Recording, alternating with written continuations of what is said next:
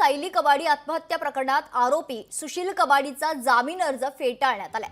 आरोपीच्या आई वडिलांचा जामीन अर्ज मंजूर करण्यात आलाय। शेवगाव येथील नामांकित डॉक्टर सुशील कबाडी आणि त्यांच्या कुटुंबियांच्या त्रासाला कंटाळून सायली कबाडी यांनी 7 फेब्रुवारीला आत्महत्या केल्याप्रकरणी शेवगाव पोलीस ठाण्यात आत्महत्येस प्रवृत्त केल्याप्रकरणी गुन्हा दाखल करण्यात आला होता। अहिल्यानगरच्या जिल्हा सत्र न्यायालयाने आरोपी सुशील कबाडी यांचा खरं तर जामीन अर्ज फेटाळलाय। त्याचे वडील जगन्नाथ कबाडी, आई द्वारका कबाडी या दोघांचा जामीन अर्ज न्यायालयाने मंजूर केलाय।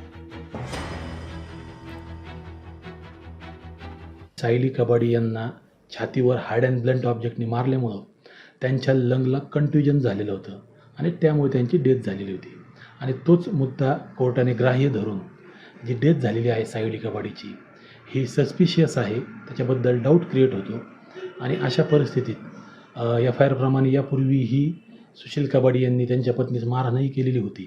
त्यामुळे यामध्ये त्यांच्या कस्टडीची आवश्यकता आहे इन्व्हेस्टिगेशनसाठी, म्हणून त्यांचा जामीन अर्ज कोर्टाने नामंजूर केलेला आहे। सासू सासरे होते, त्यांच्या संदर्भात त्यांचं वय पाहता सिनियर सिटीजन म्हणून मेहरबान कोर्टाने असं मत नोंदवलेलं आहे की त्यांची इन्व्हेस्टिगेशन आहे ती कस्टडीशिवायही होऊ शकते व त्यांच्याबाबत जे काही ॲलिगेशन आहेत त्याबाबत प्रायमा फॅसी रेकॉर्डवर कुठलंही डॉक्युमेंट नाही सध्या, त्यामुळं त्यांना जामीन मंजूर केलेला आहे।